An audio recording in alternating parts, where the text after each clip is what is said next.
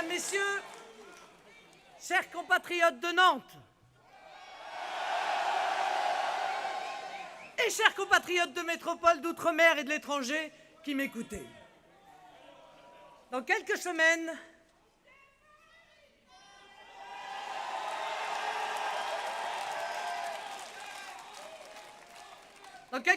vous allez élire le président de notre République française.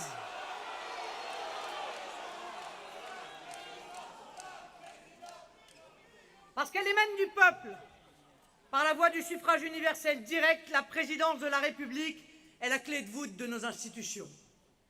Toute notre vie politique en dépend.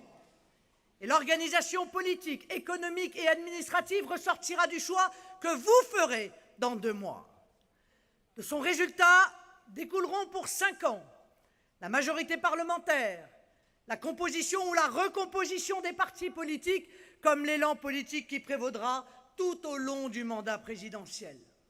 Ah, 5 ans, c'est long quand le pays s'enfonce chaque jour davantage. C'est court, et peut-être trop court quand il faut le réformer en profondeur.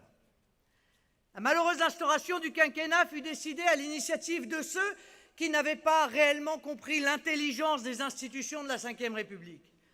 Parce que c'est le propre de ceux qui ne pèsent rien de s'envoler au gré des vents, ils ont soumis nos institutions à l'influence implicite de modèles étrangers, mais aussi par soumission à la logique en vogue du court-termisme et finalement de l'éphémère.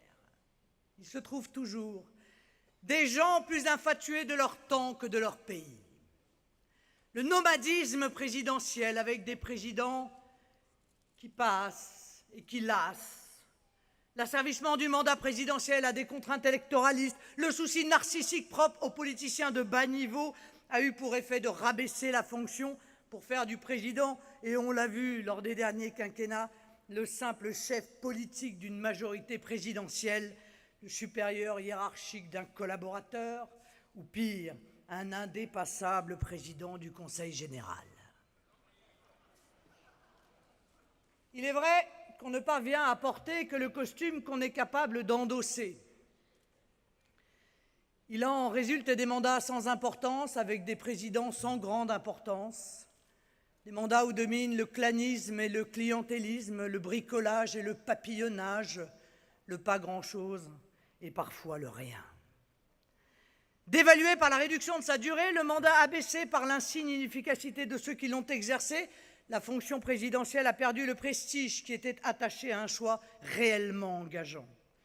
Nous supprimerons le quinquennat pour un septennat non renouvelable qui donnera au président, avec la légitimité et le prestige de sa fonction, la durée, 7 ans, et dégager du souci de sa réélection la liberté d'esprit et d'action pour décider.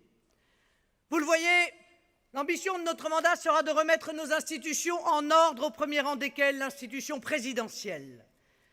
Cette remise en ordre imposera concrètement de restaurer la fonction présidentielle en créant les conditions pour élire à la tête du pays, non pas un homme d'État, mais je l'espère en mai prochain, une femme d'État.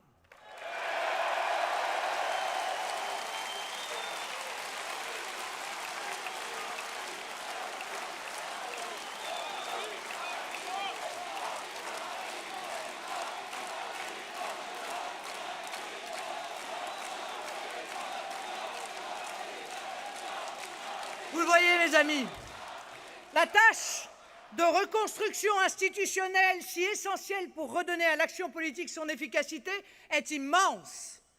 Nous le ferons par une réforme constitutionnelle qui sera adoptée par référendum, parce que le peuple en aura ressenti la nécessité, parce que le peuple l'aura décidé. Nous la mettrons en œuvre. Compte tenu de l'état du pays, chacun est conscient que le rôle de celui qui sera élu en mai prochain ne peut plus relever de la petite politique, d'arrangements subalternes. La France n'a plus le temps des faux-semblants. La France n'a plus les moyens de l'apparence et du vide. La France n'a plus le goût des fausses alternances, ce qu'on appelle l'alternance unique, la gauche et la droite, ne proposant finalement à d'autres pays que l'option unique consistant en une glissade ininterrompue. Ne soyez pas dupes. Gauche, droite, c'est le pas cadencé que le mondialisme, l'immigrationnisme et le mercantilisme veulent vous faire adopter. Il nous conduit sur un tapis de rose vers l'abîme. Notre pays est en train de succomber de ses rois fainéants, de ses présidents tristement normaux, c'est-à-dire incompétents.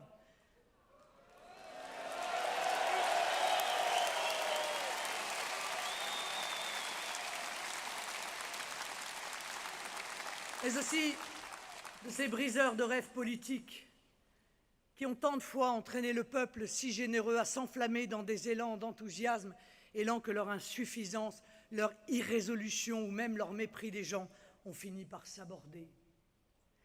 Comme si à chaque élection depuis 30 ans, les Français n'avaient pas d'autre choix que de tendre l'autre joue. La joue droite, puis la joue gauche, puis la joue droite, et ceci jusqu'à l'épuisement. De ces décennies pénibles, il ne reste qu'une fatigue générale, du découragement et de l'amertume. Regardez ces représentants de l'alternance unique.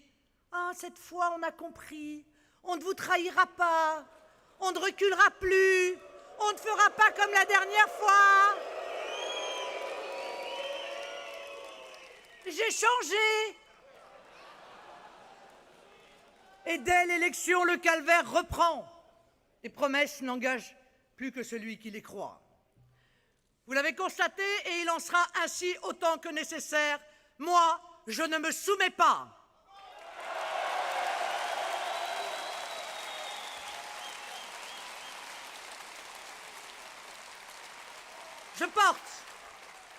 Je porte une résolution que rien n'intimide, une énergie que rien ne brise et une force qui me donne la foi dans mes convictions.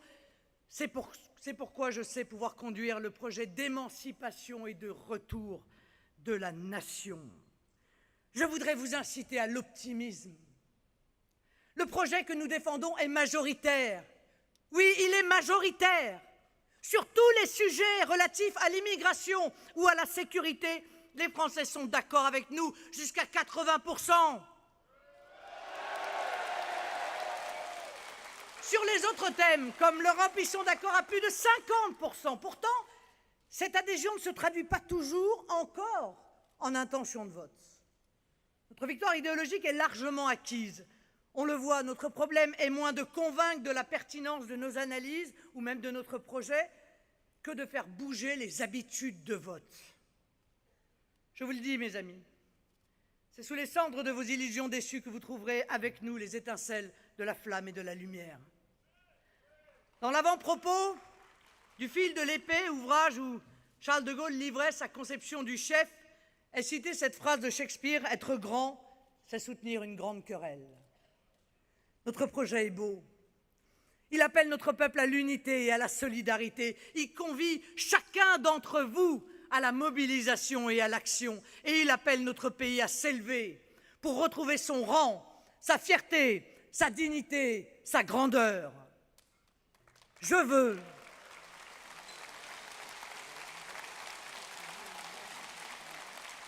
transformer votre colère tellement légitime en un acte d'amour pour cette communauté vitale et unique qu'est, au même titre que votre famille, votre nation.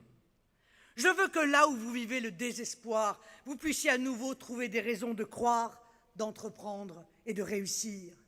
Je veux que vous puissiez avoir confiance dans notre pays et dans l'entité autour duquel il s'organise, l'État. Ce président que nous allons élire, en effet, on l'oublie parfois, hérite de l'éminente fonction d'être le chef de l'État. Cette formule utilisée souvent n'est pas un titre pompeux ni une élégance de langage. D'un point de vue institutionnel, c'est une réalité fondamentale parce que fondatrice. La France s'est construite autour de l'État, l'État avec un E majuscule, celui dont le nom même évoque la permanence, celui qui a fait corps avec la nation française au fil de l'histoire, qui est pour la nation ce que la colonne vertébrale est pour le corps. Il existe des États sans nation. Il existe des nations sans État. Nous avons la chance d'être un État-nation. Nous sommes même dans le monde le modèle de l'État-nation.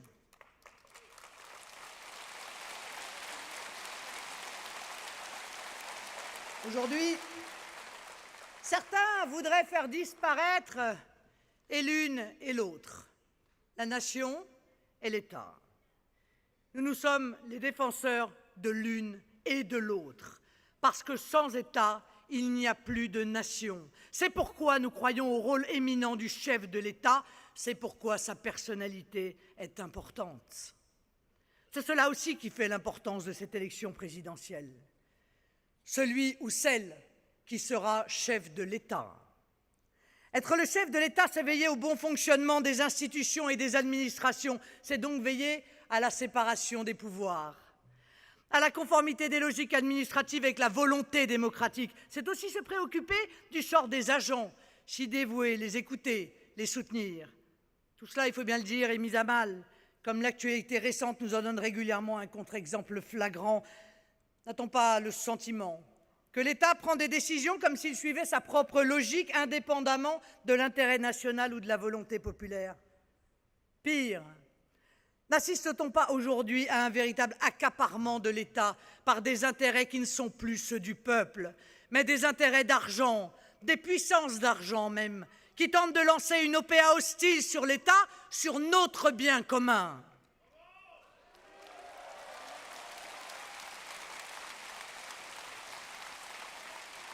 Les forces de l'argent n'ont fait que gagner en puissance sous François Hollande, avançant peut-être plus sournoisement qu'auparavant, mais elles tentent de prendre un pouvoir total. L'Union européenne est le cheval de Troie de ces puissances. C'est par Bruxelles et par Francfort qu'elles exercent leur influence maximale. Arrêtez-vous un instant avec moi, par exemple, sur ce traité funeste signé récemment avec le Canada, le CETA. Alors, lui, il a été entièrement construit sous l'influence des lobbies, des multinationales, qui gagneront tout quand le peuple perdra tout. Mais les puissances d'argent ont aussi besoin de relais solides à la tête de l'État. Et mes deux opposants principaux dans cette campagne symbolisent mieux que quiconque cette volonté jamais avouée mais bien réelle de mettre l'État au pas. Les amitiés, les relations passées, la carrière de mes concurrents. Pour qui prend le temps de lire leur biographie, de se renseigner sur leur fréquentation, il devient évident que ces gens ne sont pas libres, qu'ils sont tenus par des intérêts tout à fait étanches aux intérêts du peuple. L'un est le candidat des assurances, l'autre des banques et des médias.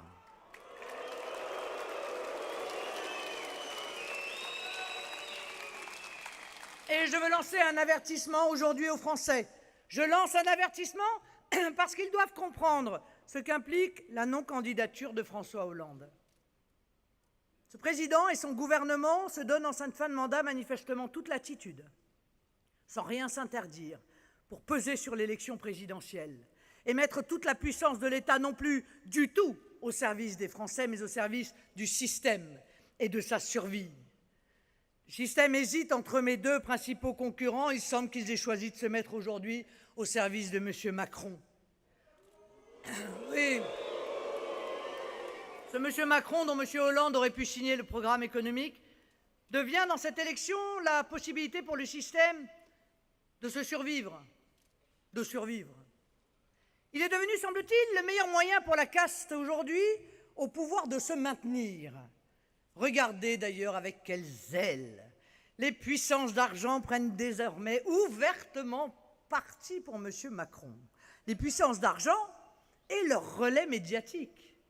Comme M. Berger, le propriétaire du Monde, qui met son journal entièrement au service de M. Macron et en fait une arme de guerre contre la candidature du peuple que j'incarne. Ou comme M. Drahi, lui aussi au service de M. Macron, qui tient de nombreuses chaînes et de nombreux titres, tous entièrement dévoués à sa candidature.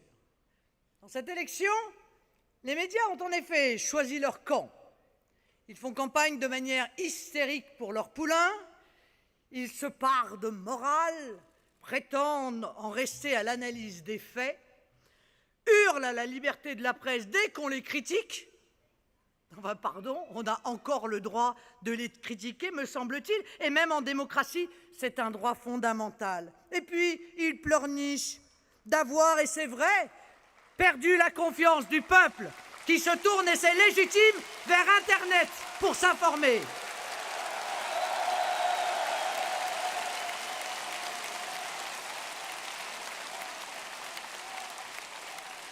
Alors, je veux dire aux Français d'être extrêmement attentifs à ne pas se faire voler cette élection et à savoir déceler dans l'avalanche de propagande qu'on leur sert du matin au soir la main du système et le bras armé d'un État dévoyé, aujourd'hui placé au service exclusif par des moyens inacceptables qui bafouent tous les principes essentiels de la démocratie et du fonctionnement de notre République. Puisqu'il n'a plus de compte à rendre à personne en ne se présentant plus, M. Hollande, avec l'aide de M. Cazeneuve, évident nouveau soutien de M. Macron, M. Cazeneuve qui vient d'ailleurs d'annoncer ce matin qu'il entrait en guerre contre le Front National, ces deux-là ne semblent plus avoir aucune limite. L'État étant dévoyé, tout dysfonctionne aujourd'hui dans la vie publique de notre pays. D'ailleurs, n'a-t-on pas l'impression d'un grand dysfonctionnement, voire d'une dérive inquiétante, quand le syndicat de la magistrature affiche sur ce qu'il appelle le mur des cons, des justiciables, des partis politiques et même des parents de victimes qu'il désigne comme ses ennemis idéologiques. Ou quand il appelle, comme il l'a fait il y a quelques jours, à rejoindre les rangs des racailles et des casseurs d'extrême gauche pour manifester contre la police.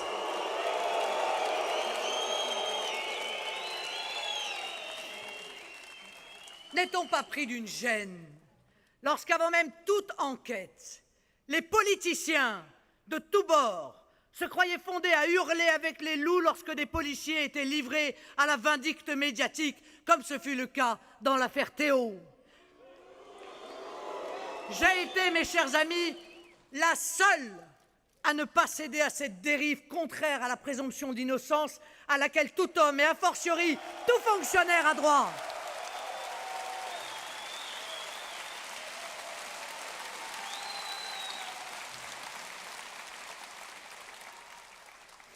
Être chef de l'État, c'est représenter l'État avec sobriété et prestance. C'est avoir toujours à l'esprit que le chef de l'État ne s'appartient plus, qu'au-delà de sa personne, il incarne une fonction dont il doit se montrer digne. Et ce n'est pas inutile de le rappeler après ces 2 quinquennats. Qu'il est comptable de sa conduite personnelle, de ses propos, du respect qu'il doit à tous, de son éthique ou de sa dévotion au bien public. Il ne peut y avoir d'État solide si son chef n'est pas lui-même insensible aux sirènes de l'argent, à la pression des puissants ou aux féodalités, notamment financières. On s'interroge, mes chers amis, sur la nomination d'un ancien président de la République au conseil d'administration d'un grand groupe hôtelier détenu en partie par le Qatar. On est en droit de se demander comment l'un des candidats peut se présenter à cette élection présidentielle avec une quelconque crédibilité quand il affiche sans douter de rien ses liens avec le lobby des mutuelles, au point de vouloir faire de M. De Castres son ministre de l'économie, qui serait en charge de la privatisation de la sécurité sociale. Pourquoi ce même candidat refuse-t-il de révéler le nom des clients de ces conférences, des conférences peut-être intéressantes pour son auditoire, mais surtout pour l'orateur lui-même, si l'on en juge par le chiffre d'affaires amassé? Ce conférencier grassement payé aurait-il quelque chose à cacher? Quelques clients inavouables, quelques amitiés secrètes qu'il serait impératif de taire, de peur que se révèlent des conflits d'intérêts ou des trafics d'influence qui ruineraient une image pourtant si classique.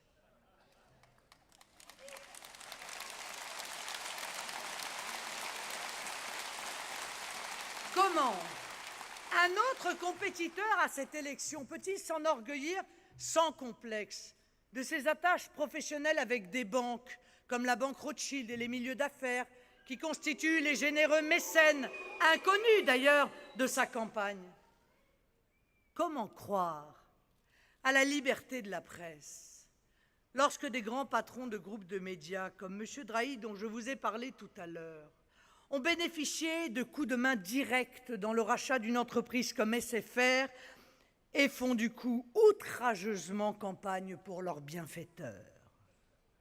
Être chef de l'État, c'est s'assurer enfin des moyens d'intervention de la fonction publique. C'est encourager ces adaptations nécessaires, d'engager son indispensable et permanente modernisation. Et de cela, on constate chaque jour la carence dramatique, irresponsable et parfois même criminelle. Alors prenons un exemple.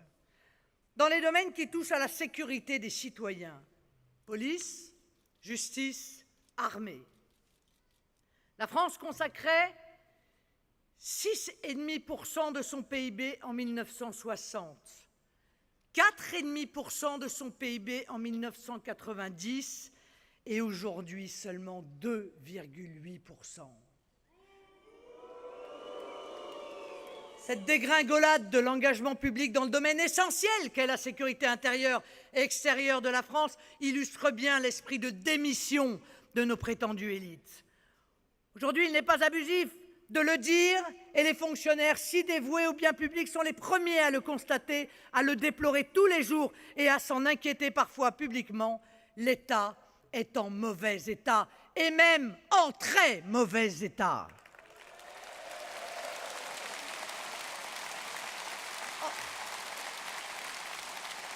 Et je ne vous parlerai même pas de la dégradation des services publics, de la désertification administrative de nos territoires, de l'effondrement des investissements publics, du tassement de la situation professionnelle des agents. Je ne parlerai pas de l'état des autoroutes, dont l'entretien dépend encore de l'État, de la dilapidation du patrimoine immobilier de l'État, comme ses casernes, ses hôpitaux, ses hippodromes ou ses autoroutes à péage. Les témoignages visibles de l'effondrement de l'État, nous les avons devant les yeux, au fur et à mesure que les pans de l'édifice s'écroulent. Sur le fond, nous assistons à un dévoiement total, à une décomposition peut-être programmée de la part de ceux qui professent que l'État est l'ennemi et se servent cyniquement des exigences austéritaires de l'Union européenne pour arriver à leur fin. C'est quoi leur fin? C'est de déposséder les Français de leur État pour le livrer aux appétits voraces du privé. Celui-ci ayant évidemment l'objectif de s'en accaparer les activités rentables afin de laisser à un État croupion et en faillite le soin d'assumer ce qu'il en reste.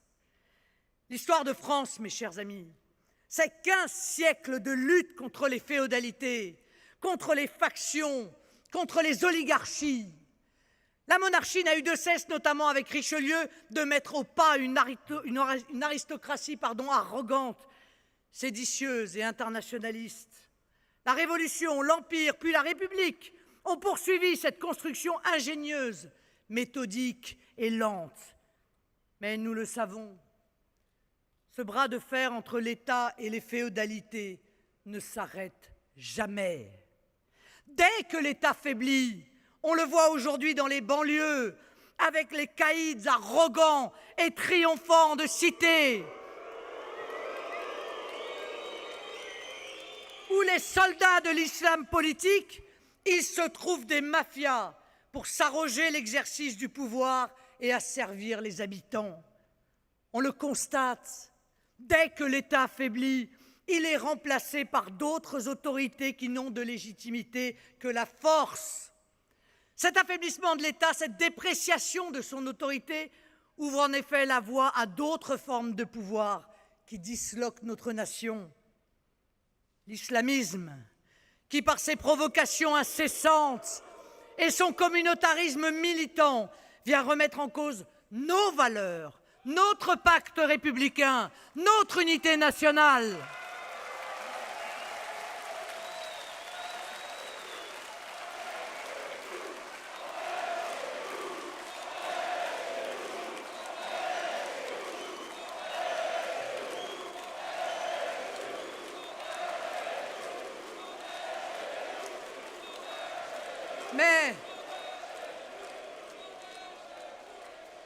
Mais aussi le mondialisme financier, qui œuvre au triomphe de l'individualisme et travaille à la disparition de l'État, en ce qu'il est pour lui un obstacle à la liberté totale de circuler, ou plutôt d'immigrer, de commercer et même de trafiquer. C'est ainsi que l'Union européenne a enchaîné notre pays et que nous n'avons plus aujourd'hui aucune indépendance. La puissance publique est tellement affectée, tellement en proie au doute, qu'elle se soumet d'elle-même à la loi des féodalités, comme ces préfets ou ces maires qui pactisent tous les jours avec les mafias criminelles ou les factions islamistes pour acheter la paix civile, comme ces ministres qui vont prendre leurs ordres chez les lobbyistes bancaires. Je vous le dis, avec moi, cela cessera.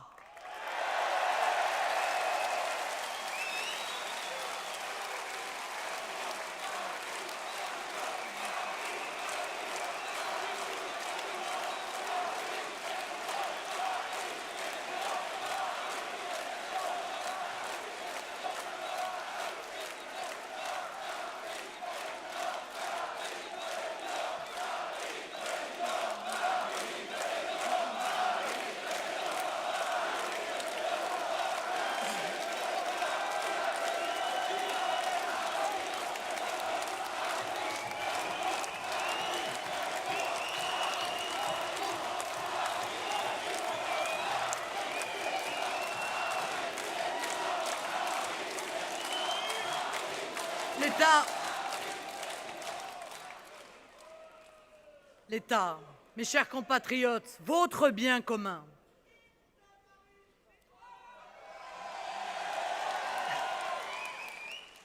L'État, vous disais-je, s'est décomposé, il a été dépesé, vous le voyez bien, au profit d'autorités illégitimes, des factions, des oligarques. L'État n'a pas seulement perdu de son crédit, de ses moyens d'action, de sa légitimité, il a été dépossédé des attributs du pouvoir et de son autorité souveraine. Le pouvoir que les anciens dénommaient l'auctoritas, c'est-à-dire le pouvoir d'édicter des règles, a été transféré à une autorité étrangère basée à Bruxelles. La puissance conférée aux détenteurs du pouvoir, l'ancienne potestas, à elle, était conférée aux médias, on le voit tous les jours. Rien de plus anormal, rien de plus illégitime, rien de plus antidémocratique et rien de plus dangereux pour le droit des citoyens. Cette usurpation qui diminue l'État, le neutralise, le décourage, met tout le pays au risque d'une absence réelle d'autorité.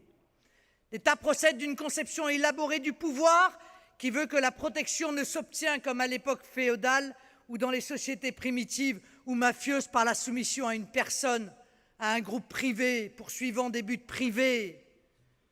En l'absence d'État, le protecteur est toujours celui qui est le plus puissant, le plus intimidant, c'est-à-dire en pratique le plus cruel. Grâce à l'État, la protection ne s'obtient plus du devoir de vassalité, mais en fonction d'un droit égal pour tous, reconnu à tous et dont l'application juste est garantie par la force publique. Alors je rendrai d'abord à l'État ses prérogatives en rendant à notre nation son indépendance.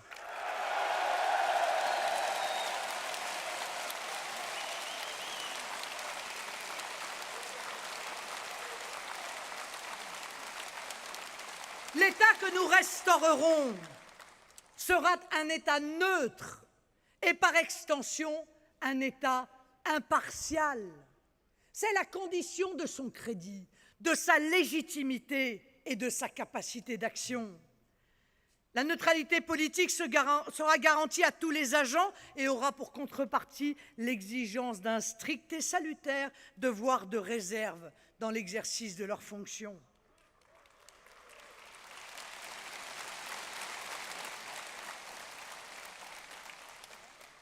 Par définition, l'État n'est pas seulement le bien de tous, il est là pour le bien de tous. Un État qui détient le pouvoir de coercition, donc le pouvoir de restreindre la liberté des personnes, d'affecter leurs droits patrimoniaux, de prélever l'impôt, doit être un État irréprochable. Et justement parce qu'il dispose de ces pouvoirs exorbitants, il doit être le garant des libertés publiques, des libertés individuelles, en clair de toutes les libertés dont peuvent jouir les citoyens dans une république démocratique. Il n'est pas là pour servir un intérêt particulier, mais le bien commun. Il n'est pas là pour se soumettre à la loi du plus fort, mais pour imposer, même au plus fort, la loi de tous, c'est-à-dire la loi de la République.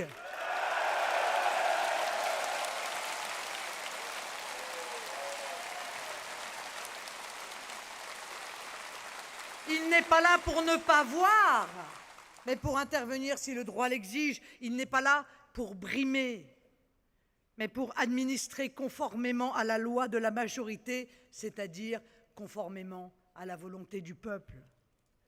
Je veux dire publiquement, ici, aux fonctionnaires, à qui un personnel politique aux abois demande d'utiliser les pouvoirs d'État pour surveiller les opposants ou organiser à leur encontre des persécutions, des coups tordus ou des cabales d'État, de se garder de participer à de telles dérives.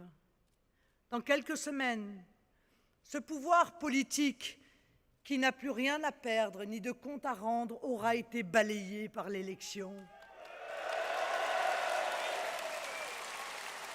Mais ces fonctionnaires, eux, devront assumer le poids de ces méthodes illégales car elles sont totalement illégales. Et ils mettent en jeu leurs propres responsabilités. L'État que nous voulons sera patriote. L'État ne peut plus, comme il le fait depuis des décennies, agir contre la nation et la République. Le laisser-aller en matière de gestion des flux migratoires, légaux comme illégaux, aboutit à la submersion de notre pays et la déstabilisation de parties entières du territoire.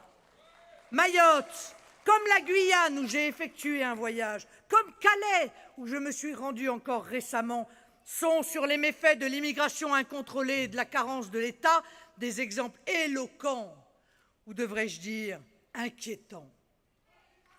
Les Français n'en peuvent plus de l'immigration massive, légale et illégale.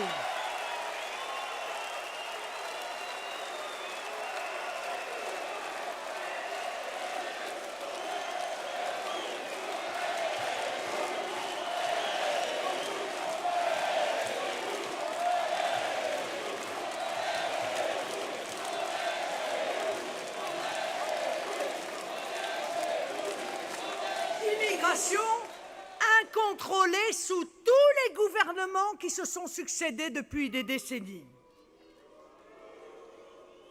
Les Français ont-ils conscience que l'Union européenne prévoit pour les États qui n'accepteraient pas de migrants de lourdes amendes? Ont-ils conscience du niveau de soumission auquel, même en cette matière fondamentale qu'est l'immigration et la maîtrise des flux de personnes sur le territoire national, l'État ne peut aujourd'hui plus rien? Savent-ils que le président de France Terre d'Asile, association qui milite pour encore plus d'immigration et pour donner encore plus de droits à ceux qui veulent venir, vient de rejoindre M. Macron?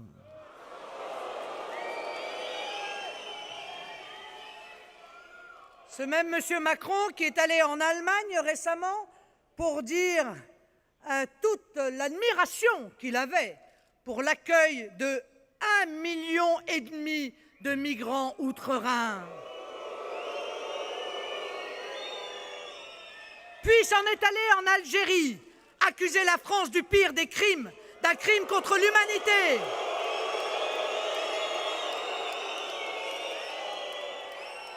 Probablement afin de justifier l'autoroute migratoire qu'il veut instaurer entre Alger et Paris. La non-application des lois qui autorisent, laissent perdurer ou encouragent la constitution de zones de non-droit n'est plus davantage admissible. Chaque fonctionnaire, et notamment la haute fonction publique, devra avoir à cœur l'intérêt national, l'attachement à la France et à ses valeurs, La connaissance de notre histoire nationale et de la culture française seront des critères de sélection importants dans les écoles d'administration.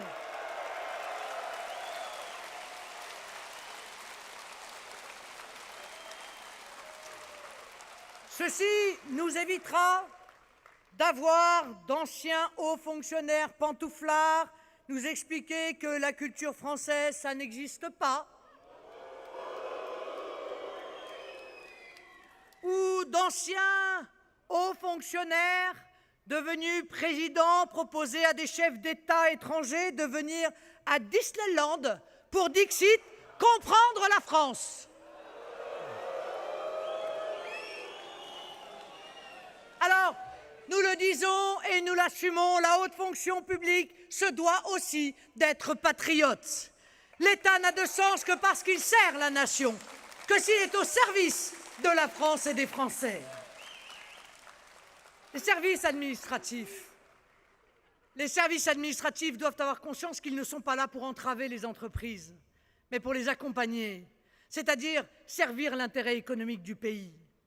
La simplification administrative effective doit être engagée, la modernisation des services doit être accélérée et notamment l'accès à une administration en ligne performante. Évidemment, tous les dossiers administratifs doivent pouvoir être retirés, remplis et envoyés en ligne. Les contacts téléphoniques ne doivent pas conduire à balader les usagers dans les menus de répondeurs automatiques qui n'aboutissent jamais.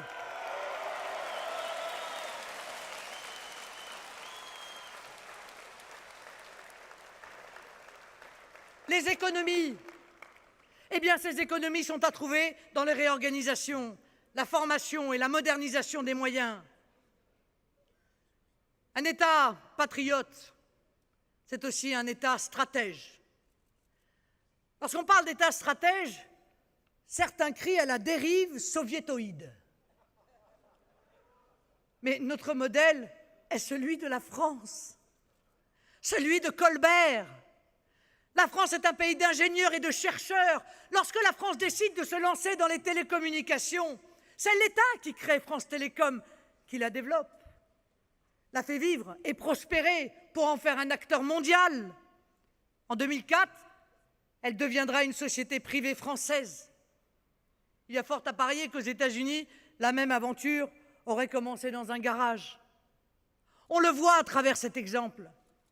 Les Français sont créatifs, inventifs, mais par culture, ils ont besoin de l'État pour structurer leur action. Le général de Gaulle disait « En France, sans l'État, ça merdoit ». Il avait raison.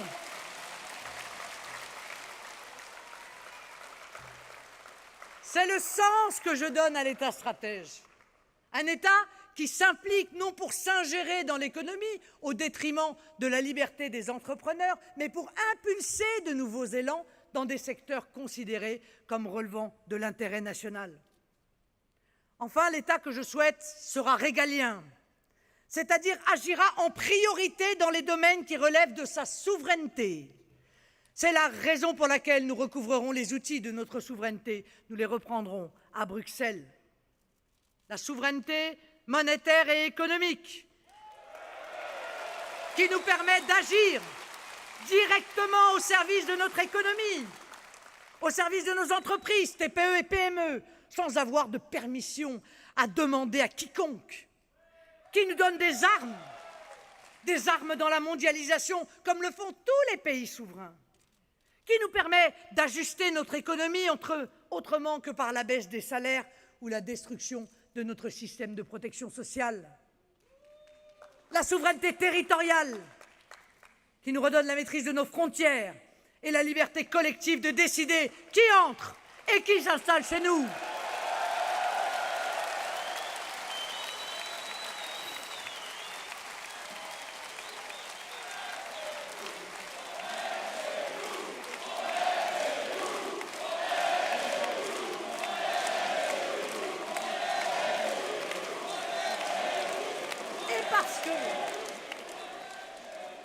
Parce que nous sommes chez nous.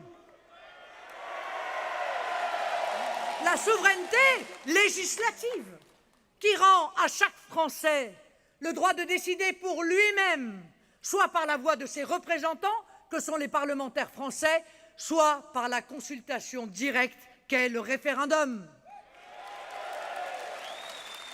La souveraineté budgétaire, parce que nous ne sommes pas sous tutelle. Et nous sommes libres de décider de nos dépenses et de leur montant. Ainsi ressourcé, l'État pourra mieux prendre en charge ses fonctions régaliennes, la fiscalité, la sécurité, la justice, l'armée, la diplomatie.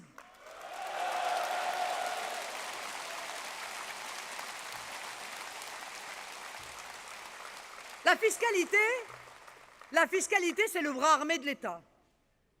Beaucoup considèrent la fiscalité comme une fin et généralement avec un objectif punitif. Pour eux, la fiscalité exprime des choix idéologiques qui se suffisent à eux-mêmes. C'est ainsi qu'ils sont capables d'inventer des impôts qui ne rapportent rien, mais qui satisfont leur petite aigreur ou leur jalousie envers telle ou telle catégorie de la population. Notre conception est plus saine et plus efficace.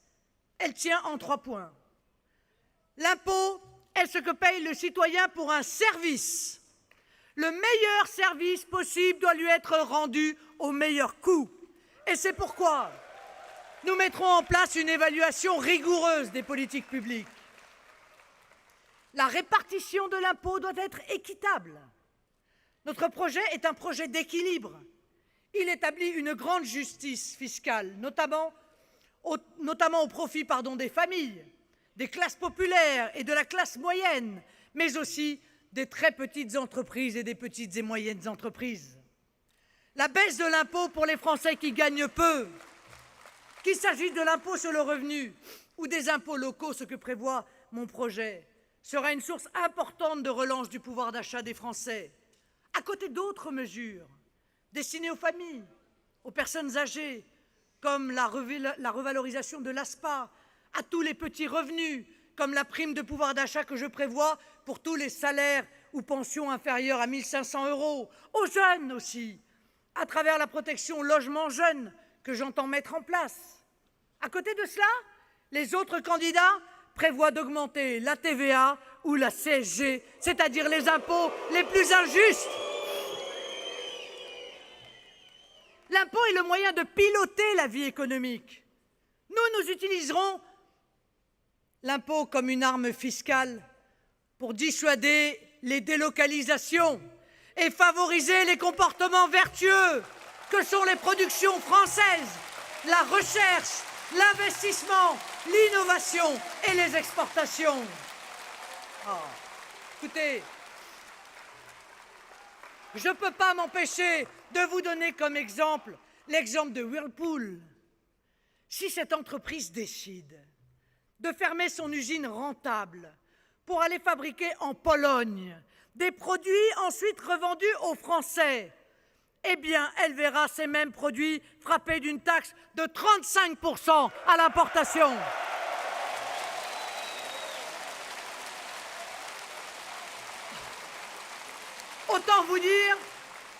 Autant vous dire que je pense qu'ils réfléchiront à 2 fois si j'accède au pouvoir.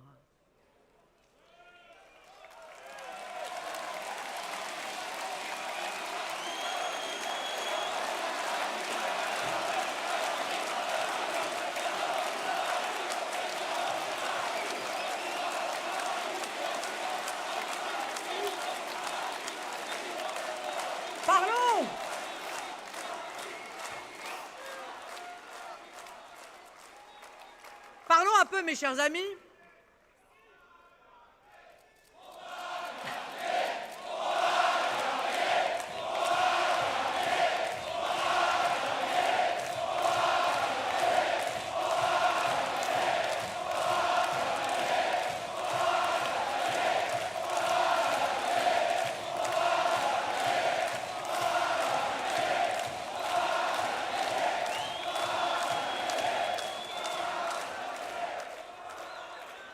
Parlons, mes chers amis, de la sécurité, parce que c'est le premier devoir de l'État envers ses citoyens.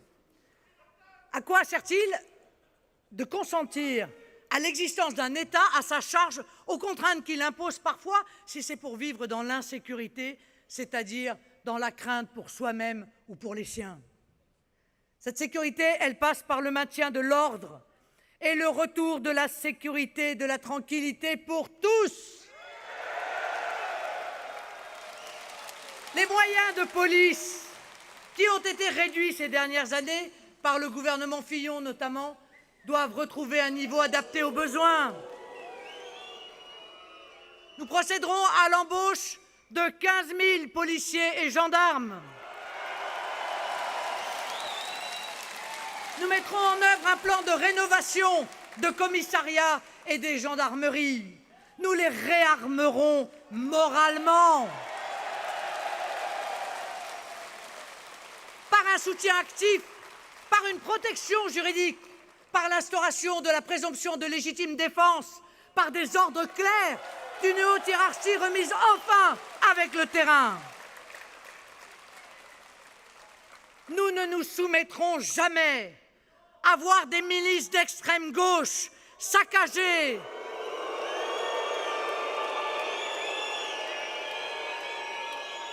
brûler et attenter à l'intégrité physique de nos policiers, comme hier encore à Nantes, avec la complicité plus ou moins évidente du gouvernement.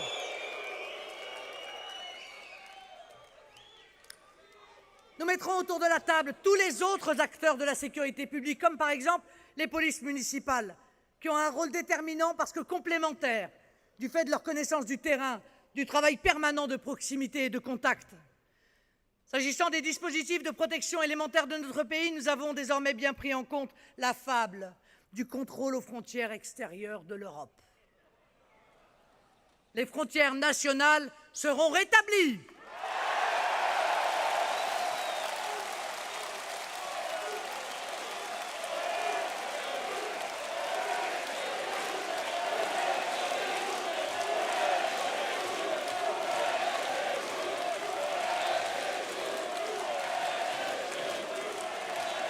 Et je ne veux pas entendre les pleurnicheries de la classe politique. « Ah mais comment on va faire? Il n'y a pas assez de monde !»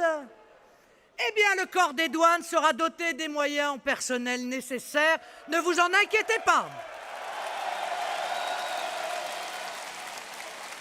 Et puis, les accords nécessaires aussi seront conclus avec les pays d'origine pour le retour des clandestins. Nos adversaires prétendent reconduire des étrangers irréguliers, je cite, à la frontière, une frontière qu'ils ont supprimée. Moi, je vous garantis que nous reconduirons les étrangers illégaux derrière une frontière qui existera vraiment.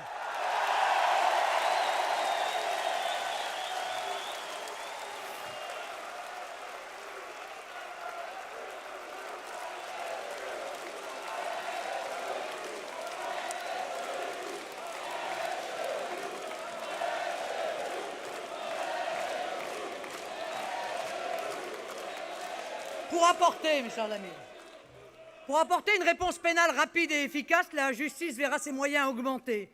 Recrutement de magistrats, de greffiers.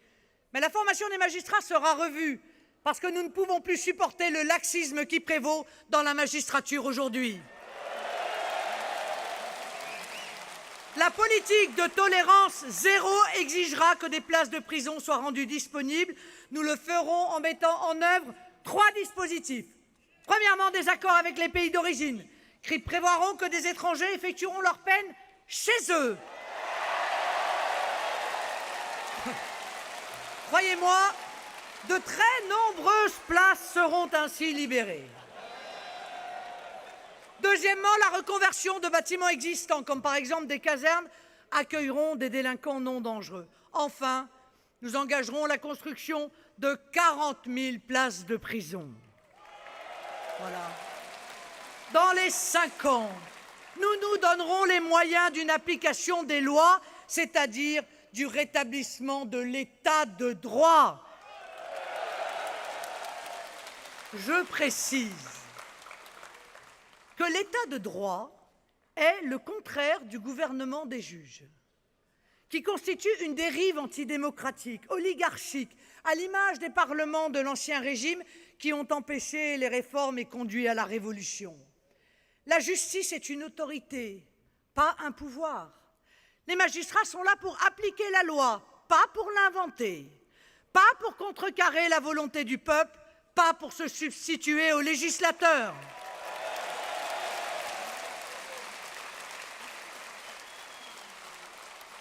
Une fonction publique ne peut pas autoriser son titulaire à usurper un pouvoir. Si un magistrat souhaite changer la loi parce qu'elle ne lui conviendrait pas, c'est simple. Il se met en congé et se présente aux élections. D'ailleurs, nombreux sont les magistrats qui l'ont fait sans que personne ne leur en fasse grief. C'est la logique de notre système démocratique. Face au terrorisme, nous reconstituerons des moyens de renseignement qui ont montré leurs limites, ainsi que nos moyens d'intervention.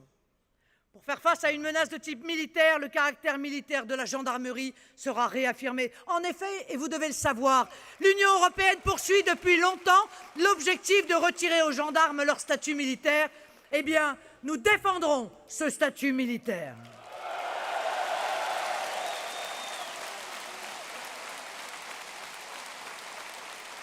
Contrairement à ce qui se passe aujourd'hui, le fichage S sera suivi des faits.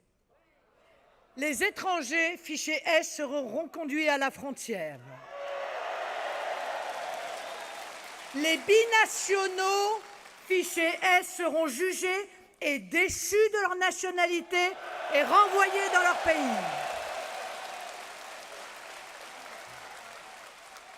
Les Français fichés S seront poursuivis pour intelligence avec l'ennemi et condamnés à des peines de prison assorties de l'indignité nationale.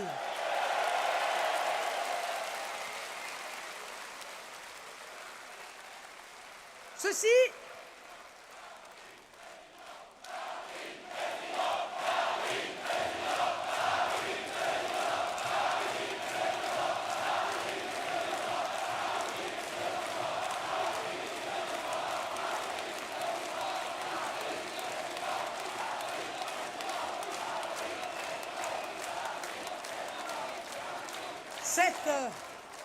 Cette indignité nationale leur enlèvera tout droit. Interdit pour eux de penser pouvoir profiter de la solidarité nationale, bien sûr, ou de louer un camion sans autorisation extérieure. Privés, y compris de leurs droits parentaux, ils ne pourront même plus signer le carnet de notes de leur enfant. C'est là une stricte application du principe de précaution. Concernant la sécurité extérieure, nous entendons sanctuariser les moyens dévolus à l'armée en constitutionnalisant le principe de 2% du PIB avec un objectif de 3% à la fin du quinquennat. L'armée doit cesser d'être la variable d'ajustement des politiques publiques. D'ailleurs, dans les premières années, le niveau des budgets pourra être supérieur afin de rattraper le retard enregistré. Les décisions d'engagement de programmes nécessaires à nos besoins militaires pour les décennies à venir, comme celui portant sur le Rafale nouvelle génération, par exemple, seront prises. Un second porte-avions sera lancé. Il portera le nom d'un grand homme d'État français, le Richelieu.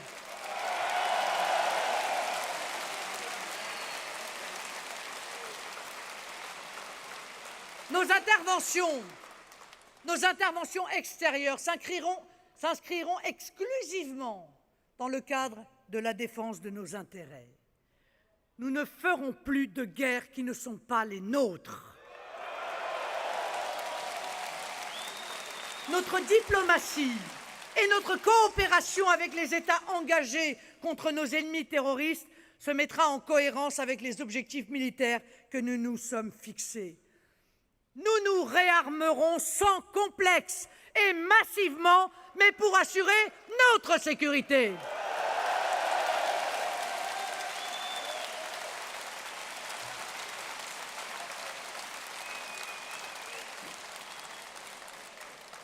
En Syrie et en Irak, nous établirons les liens nécessaires au renseignement pour détruire l'État islamique, Al-Qaïda et toutes les milices islamistes qui portent atteinte à nos intérêts.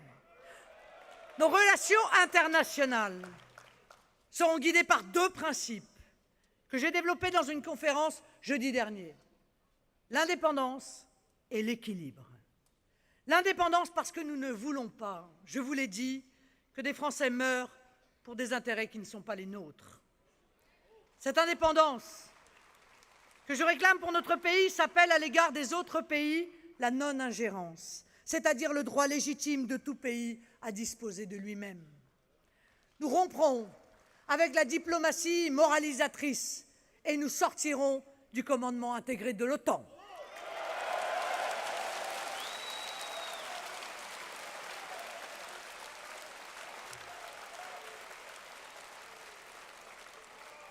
L'équilibre. L'équilibre parce que la France est attendue par le monde pour sa tempérance, son esprit de dialogue, sa compréhension des spécificités des autres peuples. Dans le regard des peuples du monde, nous sommes la voix des peuples sans voix, la voix des nations opprimées. Si la France doit être grande, c'est aussi pour les autres. Dans le monde qui change, qui voit partout émerger la renaissance des peuples, nous sommes les mieux à même de parler au monde et aux grandes puissances. Ce sont aujourd'hui nos adversaires, encombrés par une conception dépassée du monde, qui sont isolés. Comment l'européiste forcené Emmanuel Macron peut-il espérer parler en étant compris avec la Grande-Bretagne du Brexit, avec l'Italie qui vient de dire non à l'Union européenne par référendum, avec les Pays-Bas qui s'apprêtent à une victoire des nationaux de mon ami Geert Wilders, avec la Hongrie d'Orban, ou avec l'Autriche où le Parti de la Liberté est aux portes du pouvoir.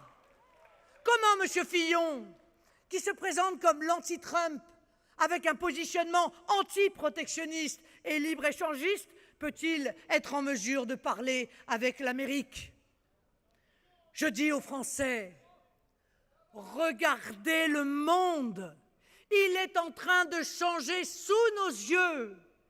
Dans ce monde nouveau qui émerge, c'est moi qui suis la mieux placée pour parler au nom de la France, en ayant une chance d'être comprise et entendue.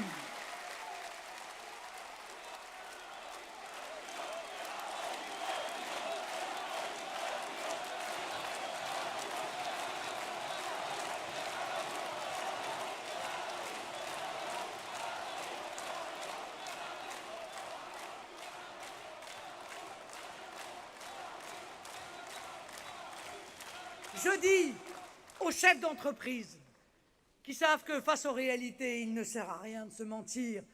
Aujourd'hui, c'est moi qui suis la mieux placée pour vous défendre et vous accompagner à l'international. Vous le voyez, mes chers amis, le projet que nous défendons est solide, il est global. Il embrasse l'ensemble des problématiques qui se posent à nous et auxquelles nous répondons avec sérieux et méthode. Nous allons remettre la France en ordre en 5 ans.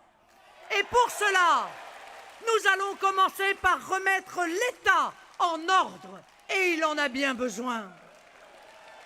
Notre projet est en phase avec le monde nouveau. Celui dans lequel nous entrons, il entre en résonance avec le grand mouvement planétaire qui voit le réveil des peuples, le retour des frontières protectrices, le retour des fiertés nationales. Mais surtout, mes chers amis, il est fondé sur un constat un peu triste. Ce qui caractérise nos adversaires, c'est qu'ils ne croient plus en la France. Nous sommes d'irréductibles optimistes. Nous croyons en la France. Nous croyons dans son génie. Nous croyons que seule la France peut relever la France. Nous croyons que les valeurs qui l'ont fondée, que la nation qui s'est constituée autour de l'État sont les garants de notre grandeur, de notre prospérité, de la solidarité qui unit tous les Français.